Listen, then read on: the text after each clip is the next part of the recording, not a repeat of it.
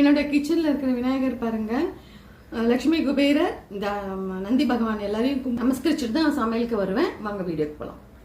நான் இன்னைக்கு ஒரு இன்ஸ்டன்ட் புளி சாதம் சொல்லித்தரேன். அதுக்கு சாதம் பார்த்தீங்கன்னா ஒரு கப்பு ஒரு டம்ளர் ரைஸ் போட்டு நான் கீ குக்கரில் வச்சு எடுத்திருக்கேன். 2 லெமன் சைஸ் அளவுக்கு புளி ஊற வச்சுருக்கேன். இதுக்கு தேவையான பொருள் இப்போ ஃபஸ்ட்டு என்ன பண்ணுன்றதை மட்டும் சொல்லிட்டேன். சாதம் வச்சுருக்கேன், புளி ஊற போட்டிருக்கேன். தனியா 1 டீஸ்பூன், வெந்தயம் 1 டீஸ்பூன், கடுகு 1 டீஸ்பூன், 2 உணர்ந்த மிளகா ட்ரை ரோஸ்ட் பண்ணி ஆறினோடனே மிக்சியில் பொடிச்சுன்னு வந்துடலாம்.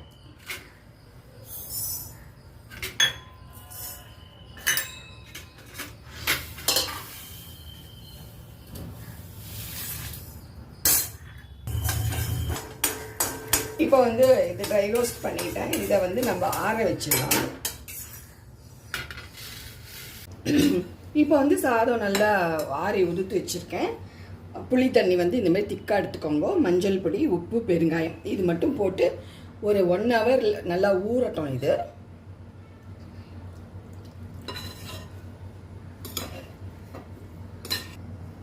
இப்போ நான் எடுத்த ரைஸுக்கும் புளி தண்ணிக்கும் கரெக்டாக எடுத்து, அப்படியே அதிகமாக எடுத்துனா பயப்பட வேண்டாம். சாதம் கொஞ்சம் இருக்கும் இல்லையா, நம்ம அதை போட்டுக்கலாம். இதில் மஞ்சள் பொடி, ருசிக்கேற்ப உப்பு டேஸ்ட் பார்த்துட்டு நம்ம அப்புறம் கூட சேர்த்துக்கலாம். பெருங்காயம் அப்புறமும் தாளிக்க போகிறோம்.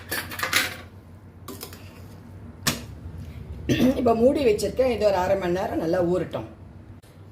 இப்போ 2-3 டீஸ்பூன் நல்லெண்ணெய் விட்டுருக்கேன். நல்லெண்ணெய் தான் புளி சாத்துக்கு நல்லா இருக்கும். இப்போ 1 டீஸ்பூன் கடுகு,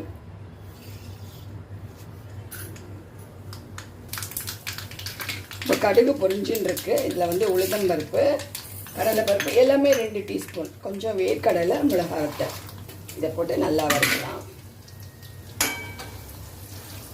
இப்போ கருவேப்பிலை கொஞ்சம் போடலாம். இப்போ எல்லாம் வறுந்துருக்கு, அணைச்சிடுறேன்.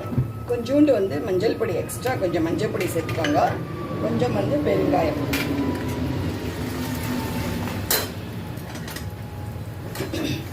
மிக்ஸ் பண்ணி வச்சிருக்கோம் இல்லையா, அந்த சாதத்தில் இதை போட்டுடலாம்.